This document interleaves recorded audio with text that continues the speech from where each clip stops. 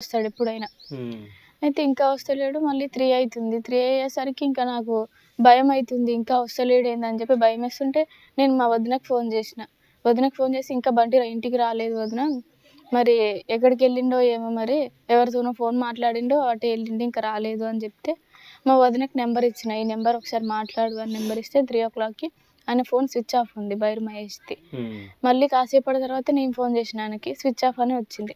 అట్లా 5:00కి, 6:00కి మార్నింగ్ వరకు ఫోన్ చేస్తూనే ఉన్నా.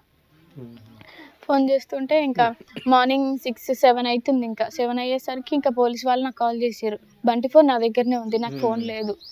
అయితే ఇంకా నేను లిఫ్ట్ చేసి, "హలో బంటి ఉన్నాడా" అని చెప్పి అన్నారు.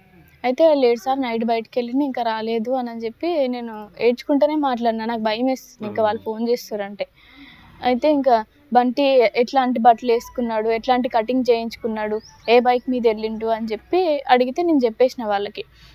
"ఎందుకు సార్, ఎందుకు అడుగుతున్నారు" అని చెప్పి నేను అడిగితే, "ఏం లేదమ్మా" అన్నారు. "చెప్పండి సార్, నాకు చెప్పండి" అని చెప్పి నేను అన్నా.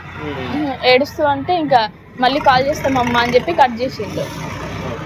తర్వాత నెక్స్ట్ నాకు విజయ్ అన్న అని బంటికి అన్నయ్య అవుతాడు. నాకు ఫోన్ చేసిండు.